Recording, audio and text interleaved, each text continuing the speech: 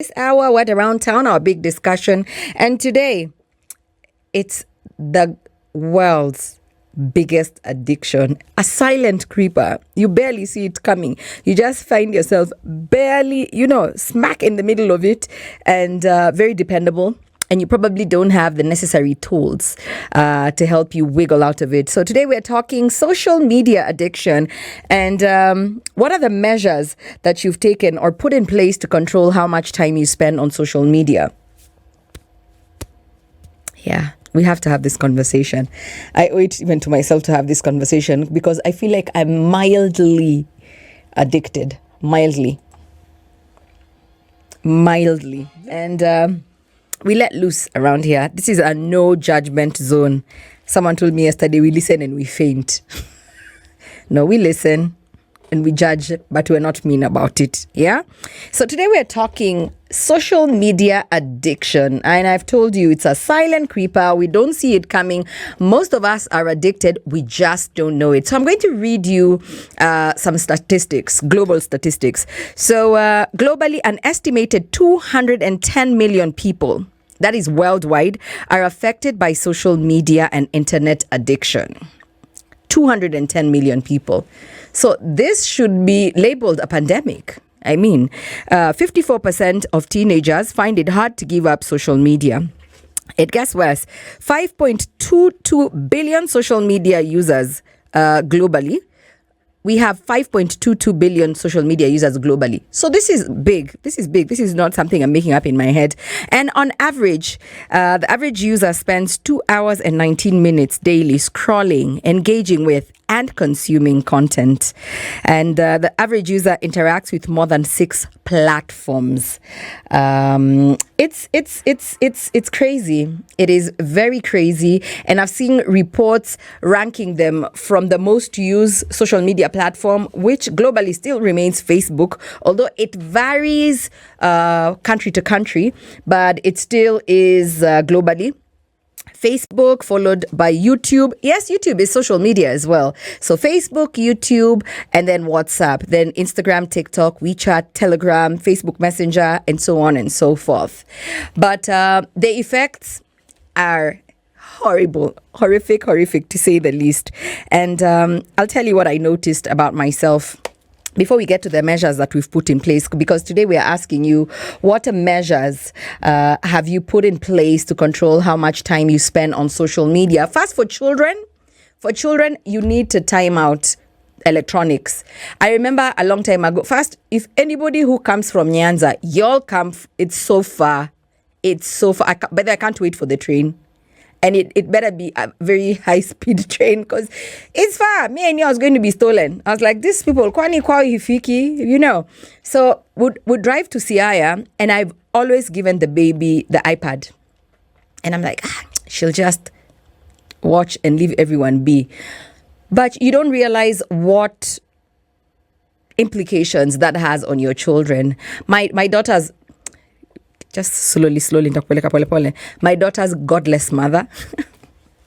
My daughter has a godless mother. She's an atheist, but she's such an amazing soul. And I really wanted, should anything ever happen to me, for her and her husband to be very close to my daughter and to steer her in the right way. Everything is not the religion part, of course, but everything else about life. I find her such an amazing and beautiful human being. So she's British. So every time she goes to see her parents in England, I would beg her when my baby was little, oh, please bring my baby a tablet, because I felt the iPad was so big, and I know they make like really small tablets for children when she was like 2, 3. And she kept telling me, I will buy your child anything under the planet. I will never buy your child an electronic device, not that gadget. Let your child read books. Let your child do. The addiction is so awful. It changes everything from their posture to how they're not tolerant. They're impatient. 1A. They need instant gratification because click, it happens. Click, it happens. And that's the generation that you want to raise. So she had really drilled it in my head that it's not what you think it is. It does more harm than it does good. Of course, it's an educational tool. granted, but at the same time it is very, very addictive, and winning them off, especially when you start them off that early, I feel like is a bigger challenge. Some people like you listening, you are not born during the internet era, cities, age mates and such flicks is what I'm saying. Like it's harder, but you look at them and they are so well grounded. They are patient. They're not going through half that. They do have their own challenges and their issues, but City is like a happy. If you meet City Muga, he's the happiest person you'll ever meet in your life, probably. And it's because you won't find that age group permanently, in front of a screen. So mentally, this is what it does to a human being mentally. Social media addiction increases anxiety and depression. Yeah, because you're constantly comparing what you're seeing on social media with your personal life, right? So increased anxiety and depression, addiction and dopamine. Social media platforms are designed to keep users engaged by offering frequent rewards, likes, comments, shares. You understand? We thought that women were going through it, being raised for the male gaze, but now there's the entire universe, and then the world is so much smaller. And sometimes we have this over importance, self-importance, because I have 1 million followers. Have you ever seen one of our local social media influencers walk into like an eatery? I'm like, I'm sorry, Beyonce, we didn't see you there. Calm down. So there's so much that goes into social media addiction that we don't probably focus on, but is a problem. So sleep disruption, excessive use. So you're up late at night. By the way, you need to see me just laughing sometimes inside the duvet. Like a mad woman. I said I'm mildly addicted, yeah? Decreased attention span. So every time someone is giving you a story, you're like, ajina ufiki kwa point? This would have been a 30-second video. Could you just edit your story yourself in your head and you give me, because now you're giving me raw footage to deal with. Sindio, mtu anaongea afiki point kama mimi sahi, but vumilia tu, as in this is for the greater good. So it also affects our relationships very, very horribly, yeah? So reduced face-to-face interaction. Me first, I hate meetings. Can we start from there? Every time someone calls me for a meeting, I'm like, mbona angetuma link?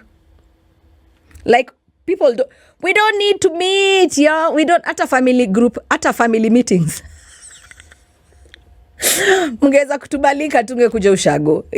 That's where it's gotten to. Like, we're just like, it's not necessary, because we know during COVID, we went to work via the internet, some platform.